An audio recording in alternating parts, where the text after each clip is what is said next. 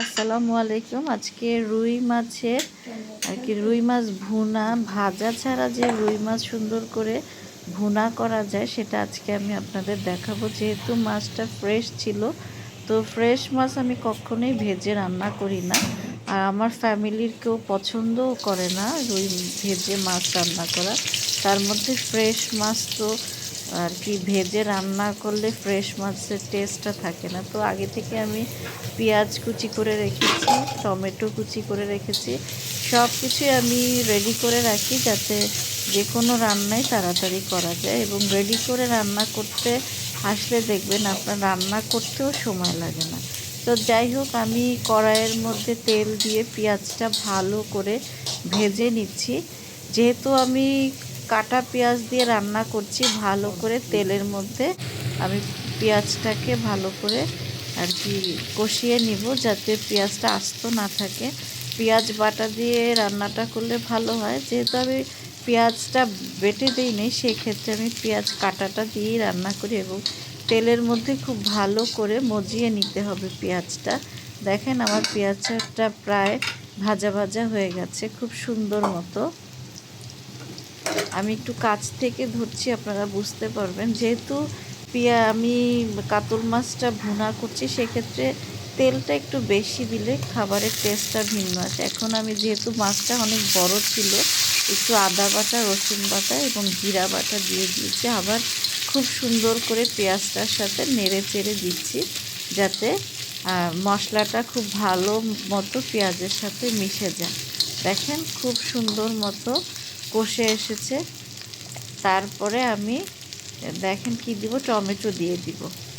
টমেটোগুলো দিয়ে দিচ্ছি। দেখেন পুরো একটা বড় টমেটো নিয়েছি আমি, যেহেতু মাছ ছিল 10-12 পিস, সেই ইয়েতে একটা বড় টমেটো দিয়ে দিয়েছি। অনেকে আবার টমেটোটা পছন্দ করে না, আমি আমার বাসার সবাই টমেটো খুব পছন্দ করে।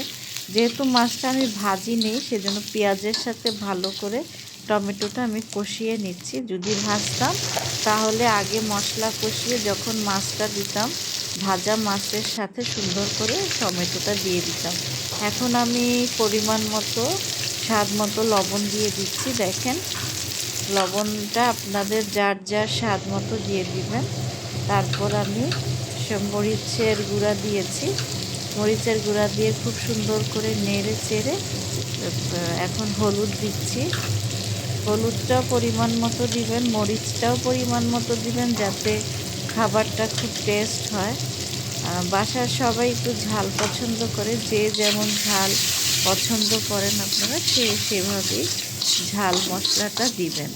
তো আমি আমার মতো, আমার বাসায় আমার পরিবারের সবাই যেভাবে পছন্দ করে আমি সেভাবেই তরকারিটা রান্না করে দেখাচ্ছি। দেখেন আমার পেঁয়াজটা যে আমি বাটিনি বোঝা যাচ্ছে না, যেহেতু আমি তেলের মধ্যে ভালো করে পেঁয়াজ মশলাগুলো কষিয়ে নিই। যেমন হালকা পানি দিবেন, খেয়াল রাখবেন বেশি পানি দিয়ে রান্না করলে খাবারের টেস্ট থাকে না। কারণ আমি যখন এই কষানো মশলাটার মধ্যে কাতল মাছটা দিয়ে দিব, তো সেখান থেকেও অনেক পানি ছাড়বে, আবার এক্সট্রা পানি দিলে খাবারের স্বাদ থাকে না। তো এখন আমি সব মশলাগুলো একসাথে দিয়ে একটু নেড়ে চেড়ে খুব সুন্দর করে দেখেন আমি একটু ঢেকে দিচ্ছি। মশলাটা ভালো করে কষা হলে দেখেন উঠানোর পর দেখেছেন একেবারে তরকারির যে ঝোলটা হবে সেটা একেবারে চেঞ্জ হয়ে গেছে।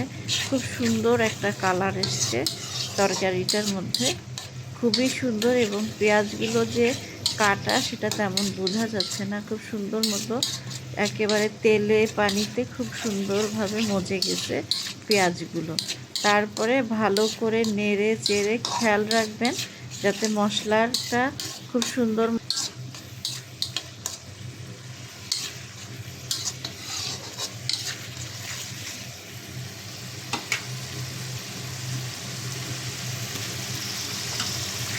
এখন আমি সব মাছগুলো মশলাটার সাথে ভালো করে কষিয়ে দেখেন আমি একে একে করে মাছগুলো দিয়ে দিচ্ছি। কাতল মাছটা বেশ বড় ছিল, সেজন্য ফ্রেশ মাছটা রান্না করে আপনারা দেখবেন, খেতে ফ্রেশ মাছটা একেবারে মাখনের মতো কি যে টেস্টি লাগবে।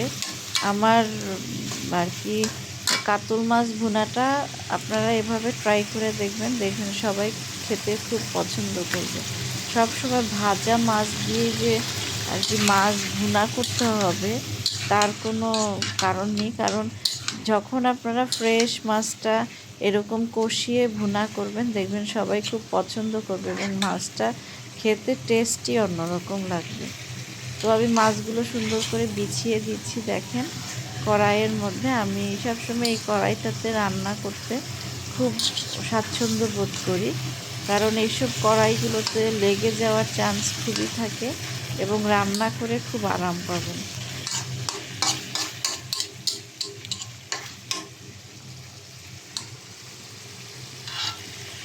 তো আমি এখন খুব সুন্দর করে মাছগুলো বিছিয়ে দিয়েছি দেখেন খুবই সুন্দর করে, এবং মশলাতে এই যে যেই পরিমাণ পানি আছে আর কি, যে পরিমাণ পানি দিয়েছি সেই পরিমাণ পানিতে দেখেন একটু পরে দেখবেন যে এখান থেকে অনেক আর কি মাছের থেকে অনেক রস বের হবে, সেই ক্ষেত্রে একটু পানিটা কম দিবেন।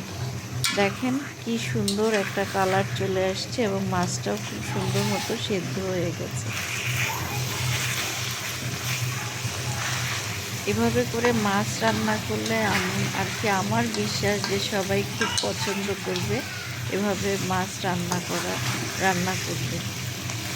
তো আমার রেসিপিটা আপনারা যদি খেয়াল করেন বা এভাবে রান্না করার চেষ্টা করেন এবং যার যার মতো স্বাদ মতো লবণ মশলা দিবেন, তাহলে খেয়ে দেখবেন যে আসলে এভাবে রান্না করলে খাবারের টেস্ট ভিন্ন হয়ে যায়। যেহেতু ঝোল পানি আমি কম দিয়েছি, এখন ঠিক নামানোর কিছুক্ষণ আগে আরেকটু পানি দিয়ে জাস্ট ঝোলটা বাড়ানোর জন্য সামান্য একটু পানি দিয়েছি। সবসময় খেয়াল রাখবেন যেই পরিমাণ ঝোল আপনি তরকারিতে রাখবেন নামানোর পরে সেটা অনেক শুকিয়ে যায়।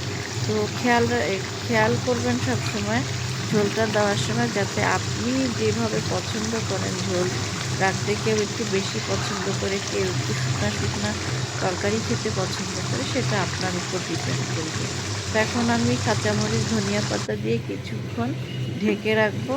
এখন দেখেন আমার রান্নাটা হয়ে গেছে খুব সুন্দর মতো, আমার মাছ ভুনা হয়ে গেছে।